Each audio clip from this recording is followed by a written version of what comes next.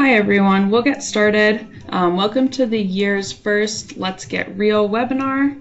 The Let's Get Real webinar series is replacing our What's What webinar series. It's the same thing, short informative presentations, just under a new name.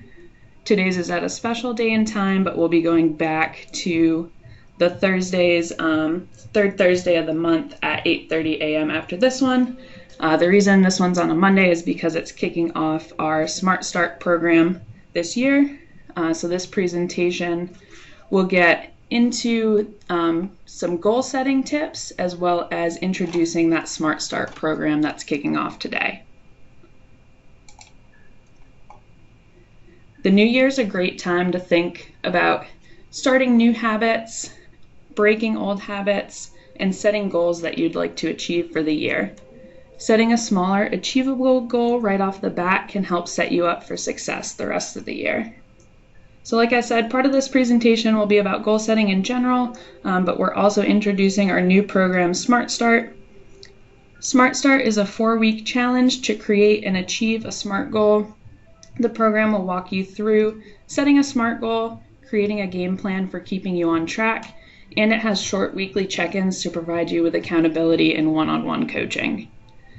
Smart Start's a great way to kick off your New Year's resolutions and start your year off with a success. I'm sure most of you probably know or have used SMART goals before, but I'm going to go over briefly each component and explain why SMART goals work. So the S stands for specific. Your goal should be clear and well defined. If you don't know exactly what you're working for, how will you know how to achieve it and if you achieved it?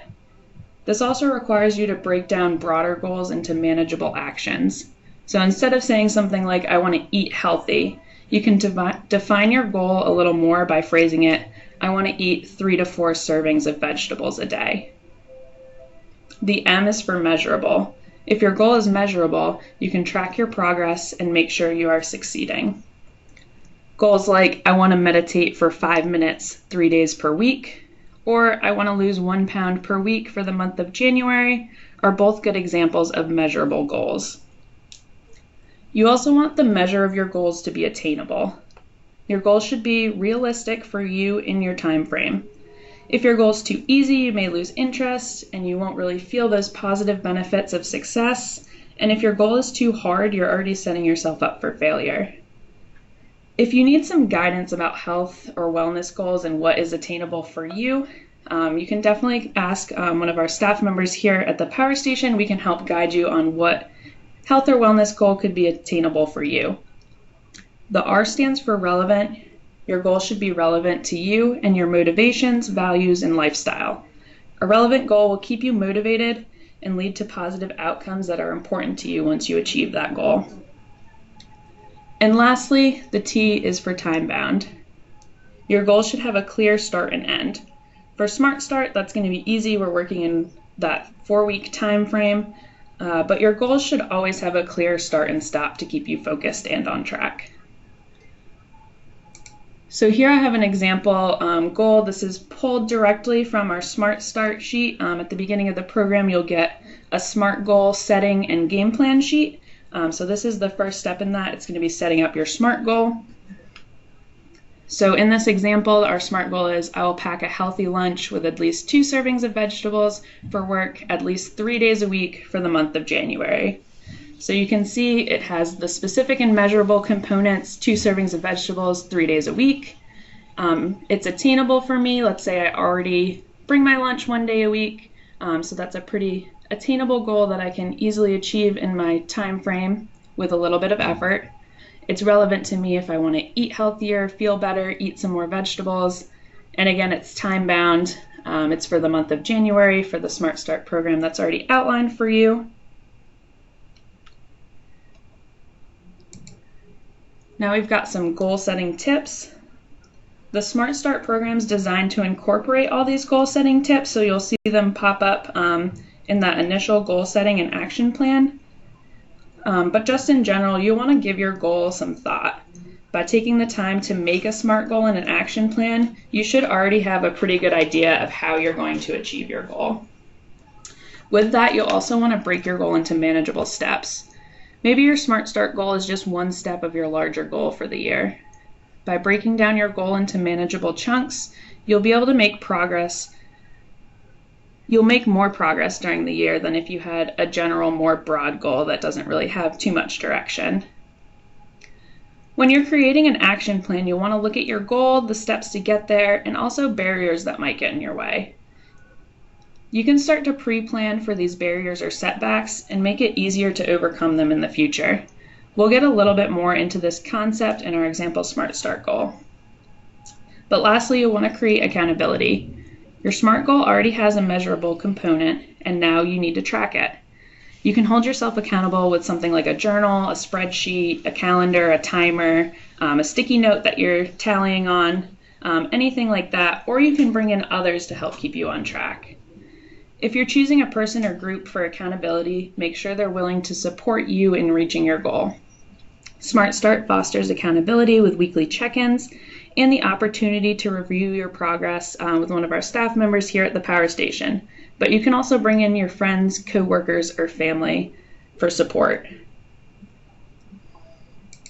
Now we'll talk a little bit about overcoming setbacks. This will come into play in our action plan for achieving our goal. So when we make our goal, we'll want to try to imagine what might stand in our way. In the next slide, we'll go over a few common barriers and how to overcome them. But in general, you'll want to have a plan in place. You may be able to get rid of some of these setbacks completely, or at least be prepared with how to overcome them. In addition, you'll want to avoid an all or nothing attitude.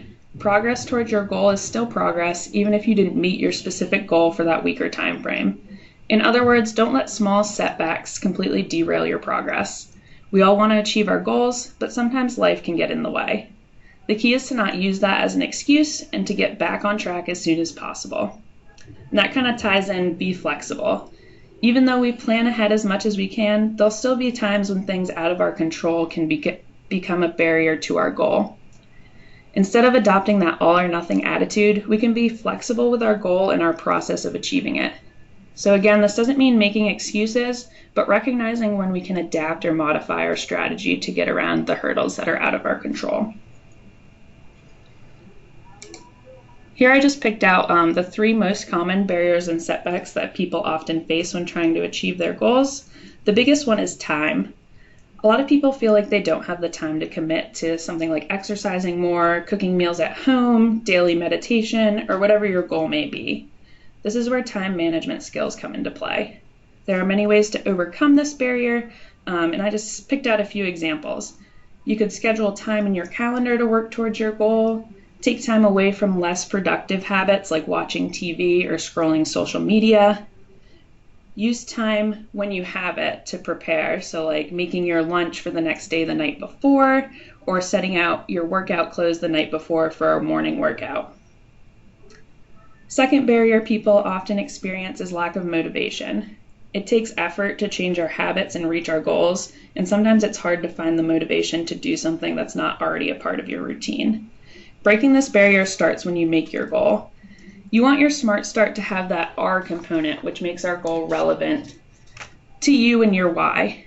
If you pick a goal that has meaning or significance to you, you may be less likely to lose motivation.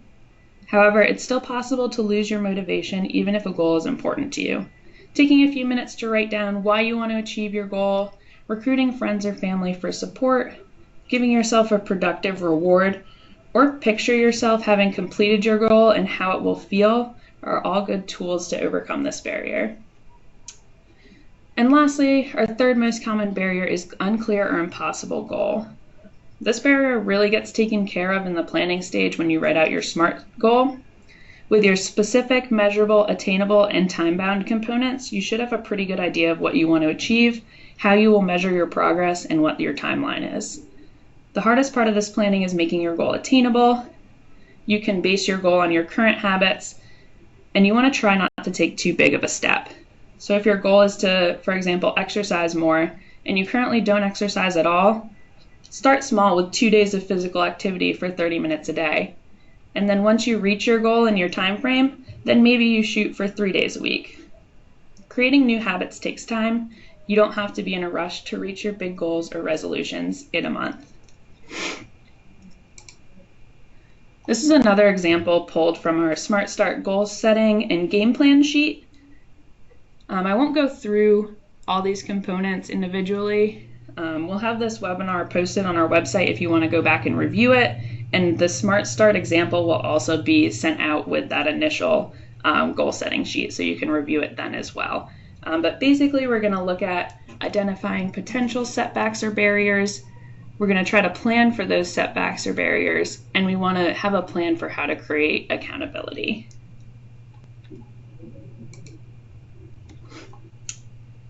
This is just a brief overview of the timeline for Smart Start.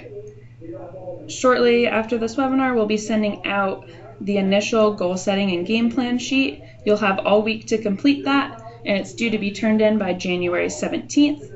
Then we'll have our short weekly check-ins. It's very short, 2 questions. How'd you do on your goal this week? What do you plan to do next week to keep achieving your goal or to overcome any barriers you face? And then you also have the option to have a brief 1 to 3 minute meeting with a staff member to talk about your progress and provide support and guidance if you need it. Weekly check-ins can also be turned in via email if it's difficult for you to get into the power station that week. And then after the 4 weeks, we'll just have a brief post-program wrap-up, a couple questions about if you achieved your goal, what got in your way, what was helpful for you, and that will be due the week of February 17th, so you'll have until the 21st to turn that sheet in.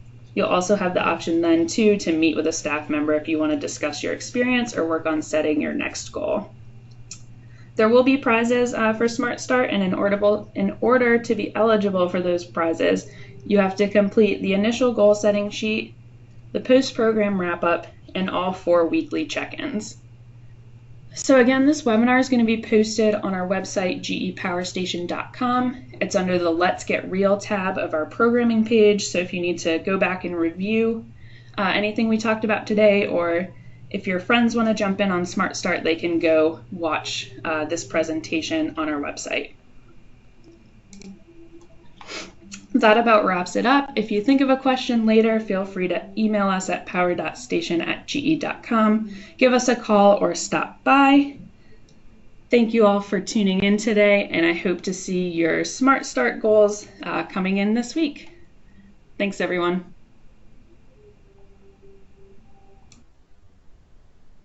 Thank you. Thank you.